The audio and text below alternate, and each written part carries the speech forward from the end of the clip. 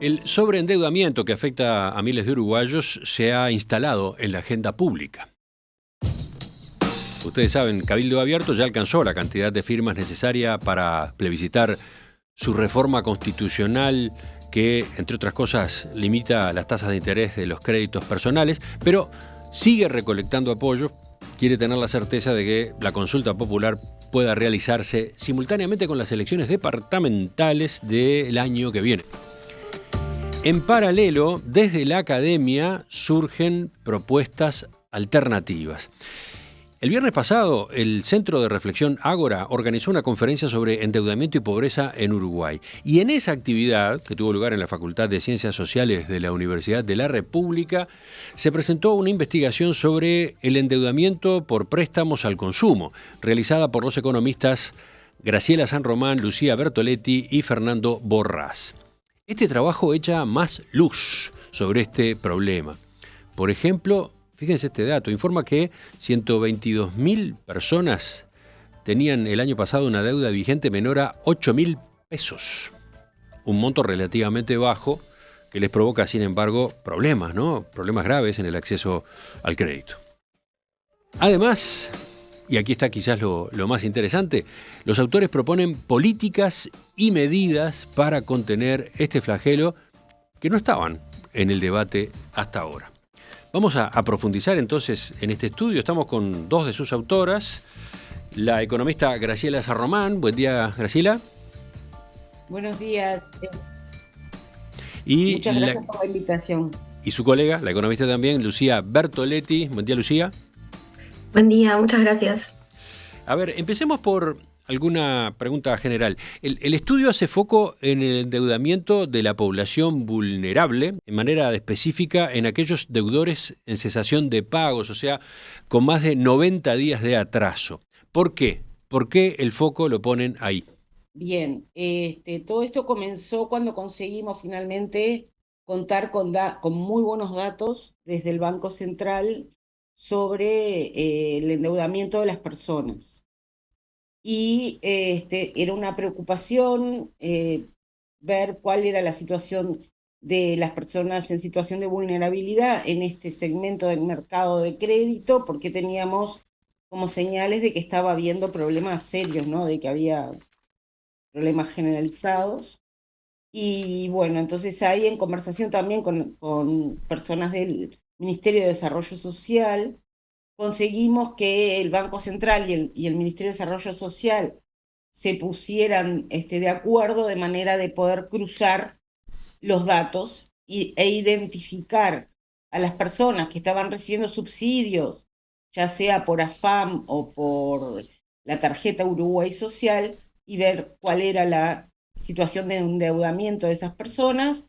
Y ya en las primeras etapas de procesamiento, cuando hacíamos tablas de 2x2 muy sencillas, vimos que ahí había un problema serio, vimos que había una proporción de personas de esta población en situación de cesación de pagos o default, como nosotros le decimos así en corto, y bueno, y nos dio para profundizar por este lado. Nosotros en realidad con estos datos estamos haciendo otros estudios también, Uh-huh.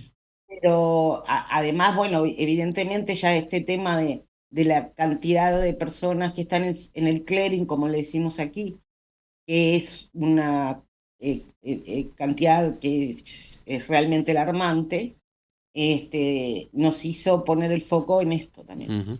Sigamos. Cuando hacen un diagnóstico del mercado de crédito al consumo, ustedes encuentran, por un lado, una gran dispersión en el precio de los préstamos, es decir, las tasas de interés. ¿De qué grado es esa dispersión? ¿Qué importante es este factor? Sí, lo que vemos es justamente eso, cuando observamos las tasas, no sé, por ejemplo, estábamos viendo las tasas de diciembre de 2023, vemos que aquellos que acceden a créditos al consumo en pesos acceden a tasas mucho más altas que, por ejemplo, cuando se accede a una tasa en dólares o en unidades indexadas, que suele suceder para las empresas, por ejemplo. Entonces, si vemos la tasa real, que esto tiene como este, digamos, controla de alguna manera por la variación que hay en los precios, por eso miramos como más la tasa real, digamos, vemos que ahí hay una dispersión de tasas que incluso fueron negativas hasta tasas de las de crédito al consumo que son de 70 puntos. Entonces, bueno, esa es como la dispersión que vemos, que decimos que es como una dispersión de precios, porque la tasa de interés sería como el precio, digamos, del acceso a los créditos, y eso nos da la pauta de que hay cierta concentración del lado de la oferta. Ujú. ¿Y qué problema genera eso? ¿Qué problema genera esta dispersión? Bueno, más que la dispersión, la dispersión de precios se toma en general como un indicador de concentración. Nosotros sabemos que en el mercado uruguayo juegan pocos actores, ahora están entrando algunas empresas muy pequeñas, pero bueno, el grueso del mercado está entre 10, 12 empresas, ¿no? Y que incluso desde el año 2000 para acá esa cantidad de jugadores en el mercado se ha reducido. Entonces, en realidad lo que nosotros el foco de nuestro trabajo, y capaz que ya vamos un poco más al grano, es mostrar en el trabajo más académico, más científico, digamos, es que lo que nosotros observamos como resultado es que la población vulnerable tiene una tasa de probabilidad, una probabilidad de caer en cesación de pagos mucho más alta, ¿sí? Pero que en realidad eso responde a dos cuestiones. Una es que efectivamente es una población más riesgosa, pero por otro lado está pagando tasas de interés mucho más altas, porque esa dispersión de precios implica que los mercados están segmentados y aquellos que tienen menos poder de negociación y menos información y muchas veces menos educación financiera terminan en este segmento de crédito al consumo endeudados a las tasas máximas que permite el Banco Central, que son las que suelen cargar las administradoras de crédito. Entonces, digamos, como un primer mensaje de nuestro trabajo es plantear esto. Ojo, para las empresas hay también lo que llamamos un traidor o un juego en donde una mayor tasa de interés, por un lado, da una mayor rentabilidad al que presta el dinero, pero por otro lado aumenta la probabilidad de que se caiga en cesación de pagos, y lo que mostramos es que justamente esta población accede mayoritariamente a los créditos a las tasas más altas del mercado. Quedó dicho ahí al pasar que en ese mercado los consumidores no tienen posibilidad de negociación, no tienen muy escaso margen de negociación. ¿Pueden explicar esto un poco mejor? Porque algunos oyentes pueden preguntarse, pero ¿y cómo? ¿Dónde y cuándo se puede negociar una tasa? ¿A qué están refiriéndose? Bueno, en realidad ahí evidentemente son personas aisladas que se enfrentan a una empresa, ¿no? Pero bueno, una cosa es cuando, para decirlo como más didácticamente, una cosa es cuando el gerente de una gran empresa se sienta en el banco a negociar un préstamo, y otra cosa es personas que van a una empresa a solicitar un préstamo y que no tienen ningún tipo de capacidad de negociación en términos generales, ¿no? Hmm. No sé si- Sí, pero ¿esa es una realidad del mercado de los créditos personales en general o no?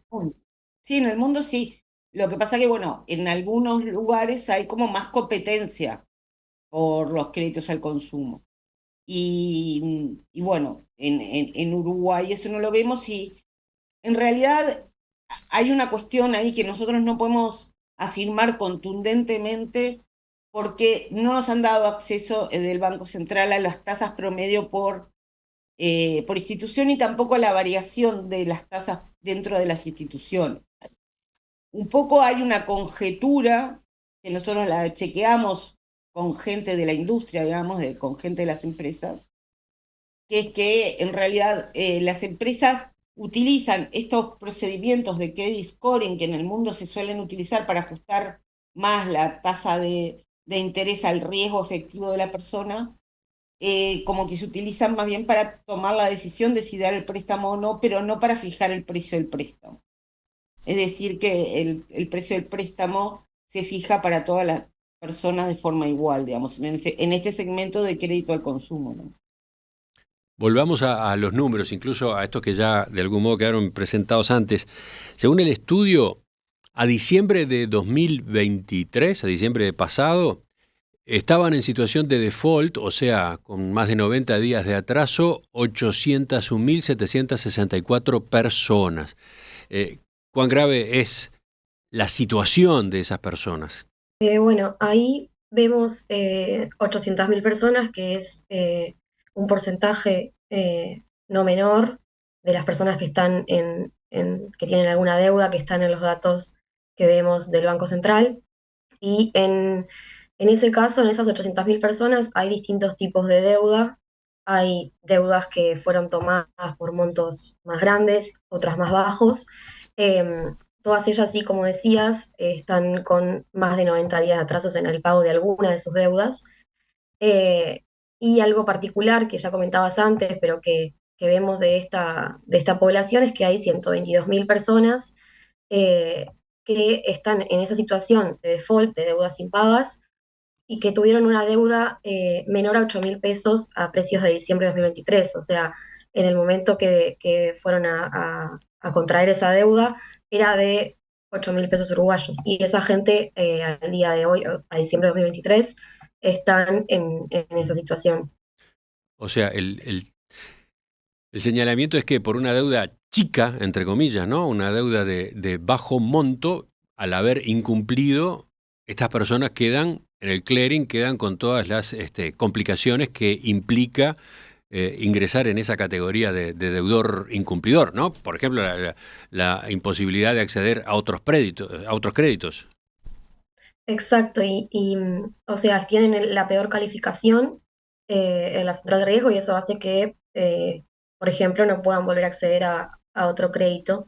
Y además, un problema particular que sucede con estas deudas pequeñas y estos deudores es que, al ser deudas tan pequeñas, las empresas no tienen incentivo ya a gestionar el cobro de estos atrasos, porque lo que les reporta eh, llegar a conseguirlos, ese capital quizás es más bajo que toda la gestión.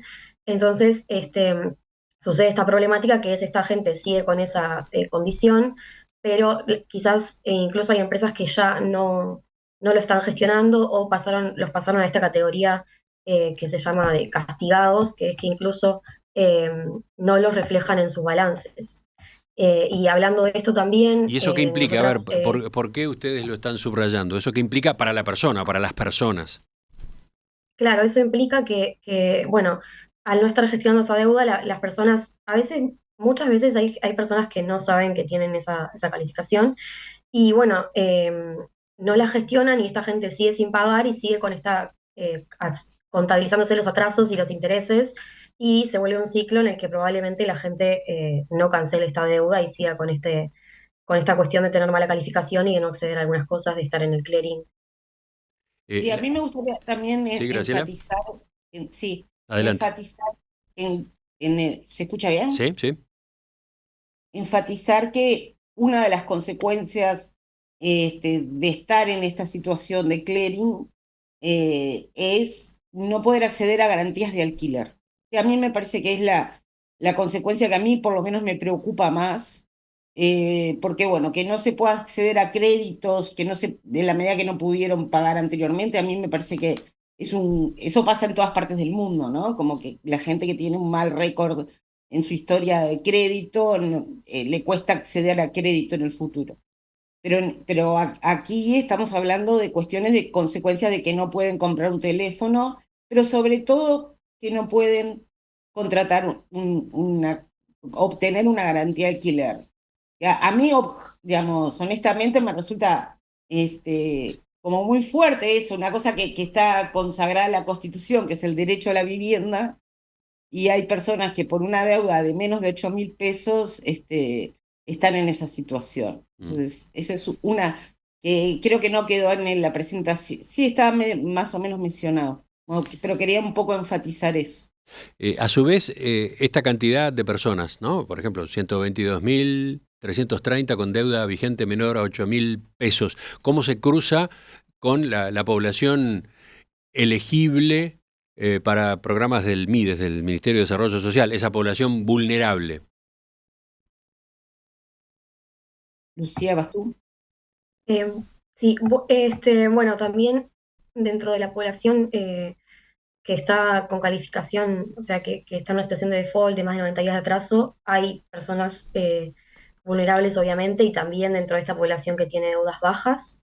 Eh, en particular, hay alrededor de 200.000 personas del total de que tienen más de 90 días de atraso, que son personas eh, que le llamamos nosotros en el trabajo vulnerables, que quiere decir que son elegibles para los programas de MIDES.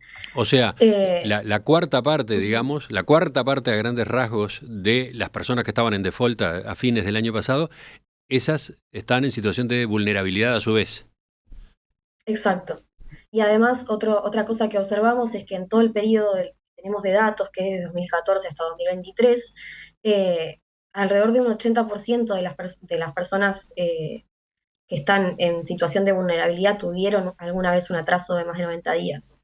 Digamos, de alguna forma podríamos decir que sí, casi todos las personas vulnerables tuvieron un problema de pago en este periodo que vemos, y también si lo discriminamos, digamos, por el nivel de vulnerabilidad, por decirlo de alguna manera, que podemos distinguir entre los que reciben un programa de FAMI y los que reciben la tarjeta Uruguay Social.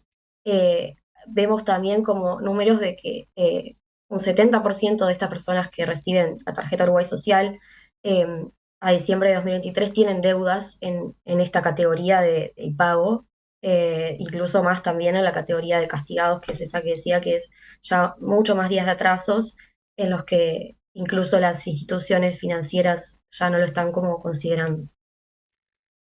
Para completar esta parte de la entrevista en la que estamos recorriendo el diagnóstico que ustedes hacen, me gustaría saber si les parece importante resaltar algo más, algún otro número, algún otro dato, porque quiero después hacer un resumen, digamos, ¿no? Pero acá falta algo todavía, algún dato importante. No, yo reafirmaría esto de que hay esas 800.000 personas que están endeudadas y, digamos, en situación de cesación de pagos. Hay una parte muy importante que son por deudas de, por ejemplo, menos de 50.000 pesos, ¿no? Hay 500.000 personas. Y eso lo resaltó ahora porque me parece que son números importantes a la hora de pensar soluciones para cómo se sale de esta situación. Ujú. Veía en las placas Lucía, de... Sí, Lucía, ¿iba a agregar algo? No, eso, otra cosa, otra línea que vemos, pero también igual ya la comentamos, es que también observamos que, como también a modo de resumen, la población vulnerable tiene más probabilidad de no pagar sus deudas y también tiene más probabilidad de estar endeudada con administradoras de crédito, que con bancos, y accediendo quizás a créditos que tienen peores condiciones, por ejemplo, que tienen tasas más altas. Ujú. Entonces, mirando el resumen que ustedes a su vez presentaron en este acto del viernes pasado, veo esta conclusión. La situación de este segmento del mercado es dramática para las 800.000 personas en default, pero no parecería poner en riesgo la estabilidad financiera. Entonces hay dos sentencias a continuación.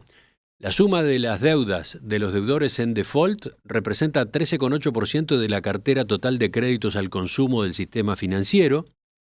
Para los bancos, este porcentaje es 7,4%.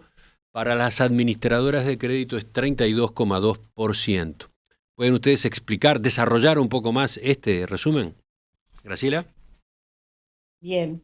Sí, ahí, digamos, como que queríamos enfatizar en que, pese a que es una situación muy compleja y que involucra situaciones de cesación de pagos y de préstamos que otorgan bancos y administradoras financieras, esto no son cifras que estén comprometiendo la estabilidad financiera.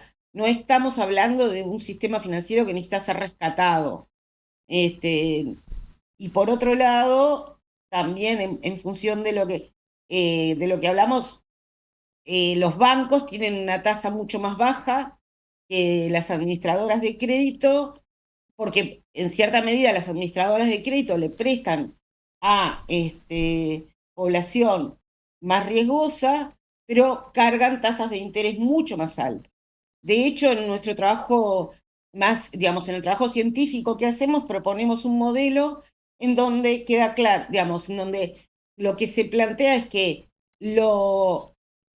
de acuerdo a la configuración, las empresas administradoras de crédito, que son las que emularía unas empresas de este modelo, maximizan beneficios a las tasas máximas que le permite el regulador. ¿Ah? Entonces, esta situación de altas tasas de cesación de pagos en realidad no son sorpresivas para las propias empresas, ¿no? Ese 32% en el caso de las administradoras de crédito. Claro, entonces, igual de todas maneras, nosotros podemos pensar de que en este momento en particular, toda esta situación se deterioró mucho por el tema de la pandemia, ¿no? Y una de las cosas buenas, pero supongo que lo hablaremos un poco luego, de la mesa que hicimos en el viernes, es encontrar, yo por lo menos escuché señales, pistas, de que la industria está bien predispuesta a buscar una solución a este problema de tantos uruguayos que evidentemente no es sencillo y bueno, pero creo que eso lo hablamos luego con el tema de las políticas. Antes de seguir, una aclaración para nuestros oyentes. En nuestra web, radiomundo.ui, vamos a publicar el estudio completo que estamos comentando, y también vamos a publicar las placas que se prepararon para la presentación de la semana pasada en la Facultad de Ciencias Sociales de la Universidad de la República. Todo ese material va a estar disponible junto con esta entrevista en la página de esta entrevista, pero además en la sección documentos de nuestra web. Aclaro esto porque seguramente hay oyentes que en este momento tienen más inquietudes a propósito del diagnóstico, a propósito de lo que hasta ahora hemos venido trabajando en este reportaje. Hay, por supuesto, cuadros, hay gráficas, los especialistas se meterán en eso. Me parece que conviene hacer acá la pausa para poder dedicar la segunda parte de este intercambio a las ideas que los autores incluyeron junto con este trabajo, las alternativas, las políticas que podrían eventualmente aplicarse para atacar, para achicar este flagelo. ¿Qué se puede hacer para atacar el problema de sobreendeudamiento que afecta a miles de uruguayos? Bueno, este tema está instalado en el debate hace meses, hay un carril político, el Parlamento lo ha debatido, Cabildo Abierto está llevando adelante una iniciativa de reforma constitucional en esta materia, pero por otra parte, en la academia también se lo estudia y no solamente se lo examina, sino que además se plantean alternativas. Justamente estamos deteniéndonos en lo que ocurrió la semana pasada cuando se presentó un estudio de los economistas Graciela San Román, Lucía Bertoletti y Fernando Borrás sobre el mercado de créditos al consumo. Estamos charlando con dos de las autoras. Ya hemos visto la primera parte, la del informe, la del diagnóstico. Vamos ahora a la otra, la de las ideas. Destacaba recién eso, destacaba que el trabajo de ustedes también da pie a alternativas, medidas para atacar el problema del sobreendeudamiento. Una pregunta general antes. ¿Estas medidas son una respuesta a la propuesta de reforma constitucional que impulsa Cabildo Abierto y que ha sido cuestionada por economistas, por empresas que entienden que sería muy perjudicial para el propio mercado de crédito? Graciela. No, yo creo que en realidad es una respuesta a la situación y a la problemática en la que hay muchas personas que estamos preocupados por esto y además, de alguna manera, en mi caso, digamos, yo me vengo dedicando a estudiar temas de finanzas de las personas y los hogares desde hace 20 años, digamos, incluso en distintas medidas. Sí coincido con lo que tú decías, me sumo a los economistas que consideran que la propuesta de Cabildo es una propuesta realmente muy mal encaminada y que implicaría, yo no diría riesgo, sino digo, directamente su aplicación implicaría, ya lo dije, en otro, dinamitar el sistema financiero. Realmente no entiendo la lógica sobre todo de las dos medidas transitorias que proponen, que una es establecer la tasa de usura en el 30%, en un mercado, digamos, en donde, digamos, más allá que nosotros proponemos revisar esta ley de usura, el promedio de la tasa de interés de los bancos para crédito al consumo es 58. Entonces no estamos hablando de bajar respecto a lo que es la tasa de usura hoy, sino es la mitad, no la mitad, pero más o menos, y la mitad de lo que es la tasa promedio del sistema. Entonces eso, digamos, es...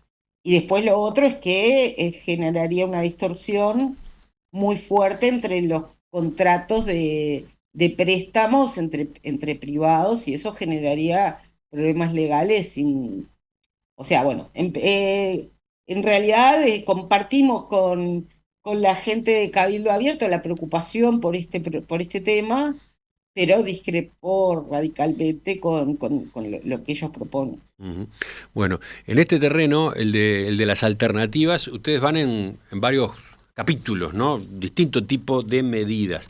Insisten en lo obvio para empezar, ¿no? En que es necesaria más educación financiera, ¿no? No sé, ¿algún comentario rápido en esta materia? Bueno, simplemente eso, sí, muchas veces está nombrado y mucha gente habla de esto, pero bueno, en realidad generalizarlo y tener recursos para hacerlo es fundamental. También va enganchado con otras cosas que proponemos. Y bueno, simplemente eso, como hay una necesidad importante de que se pueda tener recursos para eso. Mm. Y después, bueno, entremos a lo que tiene que ver con información, información a disposición del consumidor, del que pide el crédito. En ese terreno, veamos, ¿qué es lo que dicen ustedes? Bueno, ahí sí, vemos que hay un problema, podemos decir, de acceso a la información, por ejemplo, y que quizás principalmente con las tasas de interés, eh, que muchas veces las personas no tienen la información de realmente el número al que están tomando el crédito, el número de tasa de interés, este, y que implica eso también, que bueno, esto tiene que ver también con la educación financiera, pero bueno, lo que decimos ahí en primer lugar es y lo que pensamos es que podría existir una herramienta que permita la comparación de las tasas de interés, así como hay una herramienta ya digital, precios.uy, que permite la comparación de precios de productos tradicionales, digamos. Creemos que puede existir una herramienta que permita comparar las tasas de interés, que de hecho el Banco Central ya tiene las tasas de interés, digamos, las empresas y las administradoras de crédito de los bancos le reportan las tasas de interés al Banco Central. Entonces, bueno, podría existir una herramienta que las compare. Después, otra cosa importante que en el acceso a la información es asegurar que el derecho a ser informado, es decir, que las personas reciban la comunicación de que están siendo reportadas a clearing, de que están siendo calificadas con una categoría 5, que es la precalificación de atraso en el Banco Central. Esto no ocurre, Que no estas cosas, existe esa obligación. no existe la obligación. Las empresas pueden, quizás, hacen un mensaje para gestionar el cobro, los atrasos y alguna quizás envía un mensaje, un SMS de clearing, pero no es una obligación y además otra cosa que pensamos es en que sea seguro de que esa persona recibió esa comunicación, sea confiable. Por ejemplo, ahí en la placa mencionábamos esto del telegrama colacionado, que es, bueno, esa persona fue informada de su situación crediticia. Por las dudas, aunque la pregunta pueda ser de respuesta obvia para ustedes, ¿qué importancia tiene que la persona sea notificada de que se le está pasando al clearing? Bueno, en ese caso, y lo que vemos es que la importancia de ser notificada y también antes para poder hablar de una reestructura de esa deuda. eh, Y bueno, saber que está en esa situación que a veces pasa que por montos bajos una persona no lo sabe y podría haber subsanado, digamos, esa situación anteriormente. Eh, y bueno, pensar en una reestructura, pensar en cómo organizar Ujú. su situación. Después, en este mismo terreno, ustedes se preguntan si los préstamos de pequeño importe no deberían ser excluidos del reporte por individuo al Banco Central. ¿Pueden explicar este punto en particular? Sí, ahí en realidad está en forma de pregunta porque no estamos 100% convencidas de la respuesta, ¿no? El punto ahí es, creemos que de alguna manera la industria tiene que revisar un poco los modelos de riesgo con lo que está tomando decisiones. Y nos parece que hoy por hoy las tintas están cargadas en que, bueno, tú no pagás, terminas en el clearing, que es una pesadilla, y entonces esfuérzate y paga, digamos, como que, y bueno, pero eso no está resultando, ¿no? Entonces, de alguna manera, el hecho de que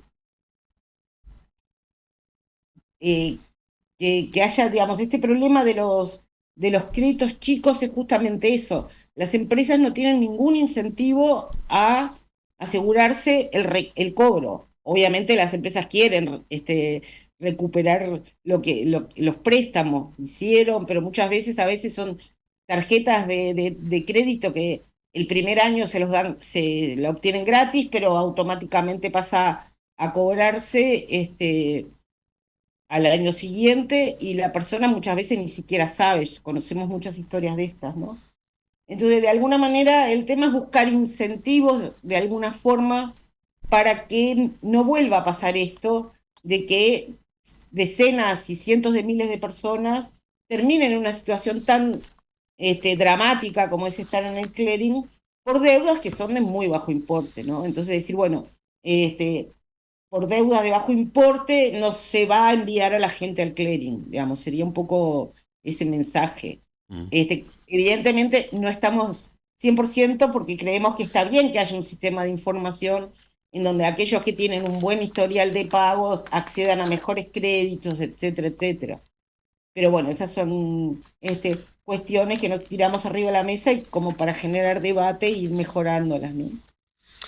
Otra de las medidas que ustedes proponen es la creación dentro del Estado de una herramienta, algún tipo de herramienta que le permita a población vulnerable enfrentar gastos imprevistos, emergencias, situaciones en las que tienen que encarar un gasto que se les va de su presupuesto, sin tener que recurrir al endeudamiento, sin tener que ir a una administradora de préstamos, por ejemplo. A ver, ¿pueden explicar esta idea? Sí, exacto. Estas personas que están recibiendo un programa de transferencia social eh, están recibiendo un monto fijo mes a mes y sabemos que los hogares no tienen el mismo gasto todos los meses. Pueden surgir cuestiones extraordinarias por el momento del año o por una situación eh, que no estaba prevista. Entonces, en ese momento es importante que exista esta herramienta justamente para lo que nosotros decimos, suavizar el consumo, que es eso, poder hacer frente a un gasto inesperado, no sé, se rompe un electrodoméstico, cualquier cosa que puede suceder en un hogar perfectamente, y que no sea recurrir a tasas altas. Entonces, sería, obviamente esto hay que discutirlo, hay que pensarlo, pero lo que tenemos en mente es una herramienta en la que se le puede hacer un préstamo, obviamente no a una tasa cero, pero a una tasa mucho más baja de lo que pueden conseguir, que puede ser mismo la prestación del MIDES a través de esa prestación y después descontarlo de pagos futuros, pero en fin, alguna medida que les permita poder solucionar ese problema a un costo menor, porque además estas personas, como vemos ahora, están mayormente endeudadas y probablemente no puedan pagar la deuda que tienen. Estamos hablando de una especie de préstamo Mides, una cosa por el estilo, préstamo Mides para emergencia, algo así. Algo así. Sí. Eh, claro, acá aparece la pregunta de si esto exige recursos, si exige tener un rubro en el presupuesto del Mides que sea voluminoso y que, bueno, sea práctico o no sea práctico. ¿Qué dicen ustedes sobre eso? Bueno, habría que hacer los cálculos, digo, en este momento así no te puedo contestar en términos de, y aparte es una propuesta que tiene que analizarse también, es decir, bueno, depende un poco qué es lo que se plantea. Si en realidad lo que se plantea es adelantar contra los flujos que ya están establecidos, en principio lo que habría que agregar es el costo de adelantar el dinero, o sea, la tasa de interés, no crear recursos adicionales. ¿No? Digamos, en principio nuestra propuesta no es que haya más fondos, sino que les permitan utilizar, adelantar cobros de lo que van a cobrar en el futuro. Entonces sería el costo de ese dinero, no en términos de tasa de interés que paga el Estado por eso. O sea, no nos parece un presupuesto para nada elevado, digamos. Seguimos revisando las recomendaciones de política que incluye este trabajo que se presentó la semana pasada. Hay dos que tienen que ver de algún modo con cambios normativos, cambios en la legislación. Uno, revisión de mecanismos de determinación de las tasas máximas. ¿Quién explica qué es lo que ustedes están sugiriendo en esta materia? Graciela. Bien, ahí va. Sí, primero, una cosa que no hablamos antes es que desde 2007, que es cuando se arma la ley de usura, la tasa de usura se considera como un porcentaje por encima de las tasas promedio del sistema. Bueno, comentando un poco esto de cómo es que se fijan las tasas de interés, eh, el tope de usura, o sea, el máximo que pueden cobrar las empresas, eh, esto es determinado mismo, por el mismo sistema porque es un porcentaje por encima del promedio del sistema de los últimos 3 meses. Entonces, lo que decimos acá es, bueno, eh, la necesidad de revisión de las tasas de interés es justamente porque desde 2007 está sucediendo que el propio sistema está determinando ese tope y además lo que vemos en los datos es que, por ejemplo, la inflación se mantuvo constante o relativamente constante desde ese momento, otras condiciones macroeconómicas en Uruguay de acceso a financiamiento también, pero vemos que las tasas de interés promedio y de la tasa máxima crecen desde entonces. Uh-huh. Entonces, ¿cuál sería el Entonces, cambio? bien, esto viene discutiéndose hace tiempo informalmente, digamos, en distintos ámbitos. Y bueno, nosotros nos animamos en este caso a hacer una propuesta muy concreta, pero más bien como para tirar algo para conversar. Aunque consideramos que tiene unos fundamentos bastante razonables, porque en distintos lugares del mundo las tasas que se fijan, tasas de usura, estas van atadas a condiciones económicas. ¿Y cuáles son los dos elementos principales? Uno es la inflación y el otro es el costo del dinero para el país, ¿no? Digo, uno podría pensar, decir, bueno, este, que eso nos viene dado. Sí, sí, Entonces, el riesgo país, etcétera. riesgo país. Entonces, digo, estamos en una situación en donde la inflación sigue por debajo del 10%, en donde el costo país de alguna manera mejoró desde 2007 para acá, y sin embargo la tasa de usura aumentó muchísimo, aumentó desde 90 hasta 130, 140. Entonces pensamos como una posibilidad razonable, este, porque todo este aumento que hubo desde 2010 para acá fue, o nosotros no hemos analizado los balances de las empresas, pero eso impactó para aumentar la tasa de beneficio de las empresas, o también, si no aumentaron los beneficios, fue para tapar ineficiencias, para no exigir a esas empresas que estén mejorando su eficiencia. Entonces pensamos como un punto de arranque, no la solución definitiva, volver a esos valores de 2007, 2009 sería algo razonable, porque cubriría con esto que decíamos, estaríamos viendo los precios que fijaba la industria, ¿sí? En una situación, en un contexto económico en que en las dos dimensiones principales es similar, pero que, no, que eliminaría ese juego estratégico que hicieron las empresas durante esta década y tanto, ¿sí? De aumentar las tasas de interés y así aumentar los límites de usura. Bueno, y también en esta materia normativa, digamos, en el caso de cambios en materia legal, sugieren la incorporación de la figura de la bancarrota de las personas físicas. ¿Podemos de nuevo desarrollar esta idea?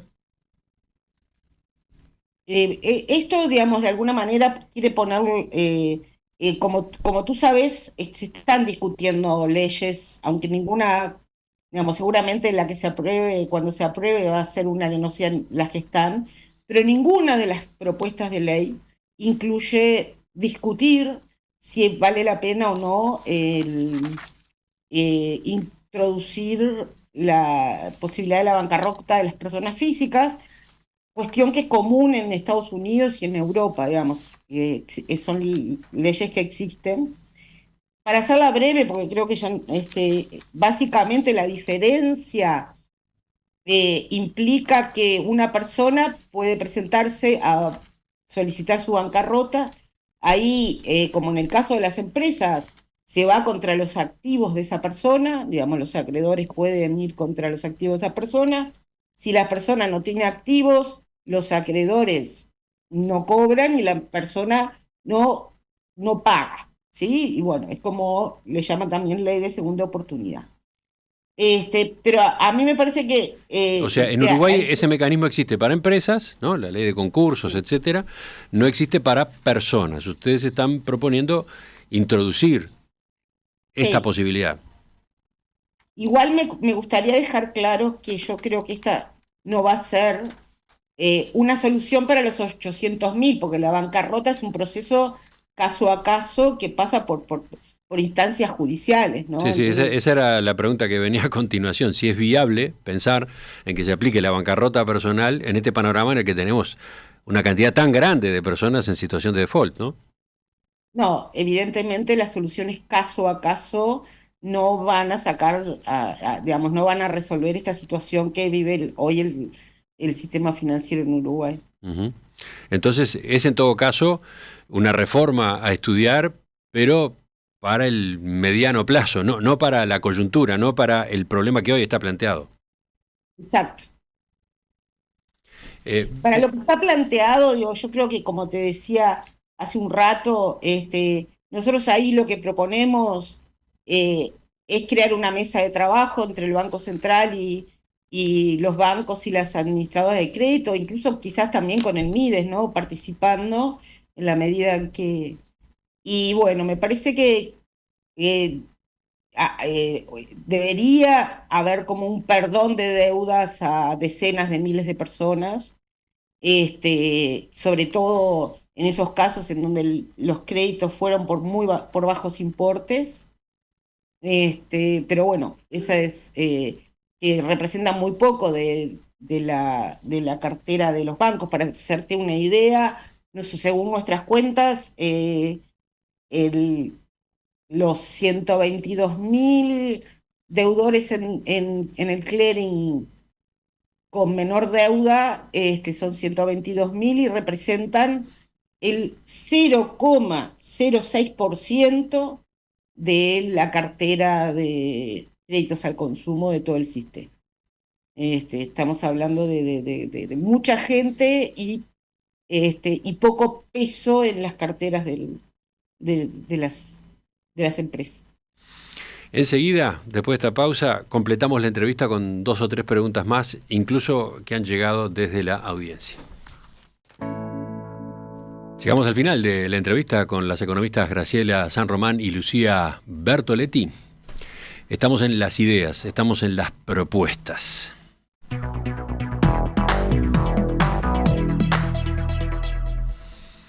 Hay varios mensajes de los oyentes.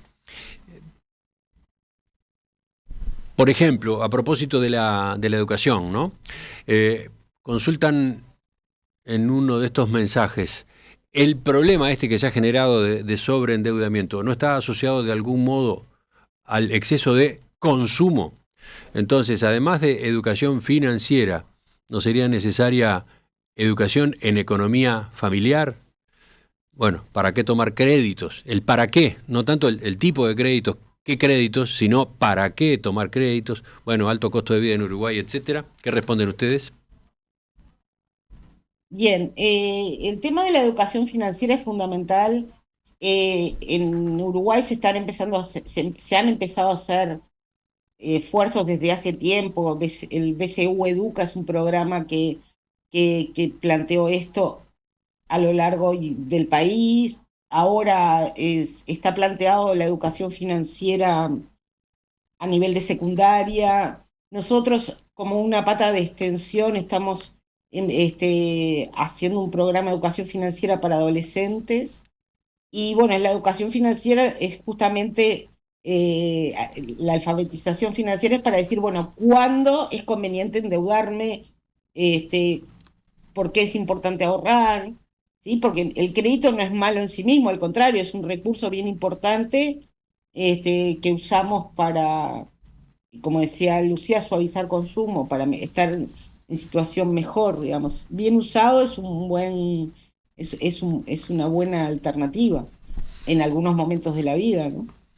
Después hay preguntas a propósito de qué papel le asignan ustedes al Banco República en la implementación de soluciones, de mecanismos, en esta batería de propuestas que están manejando.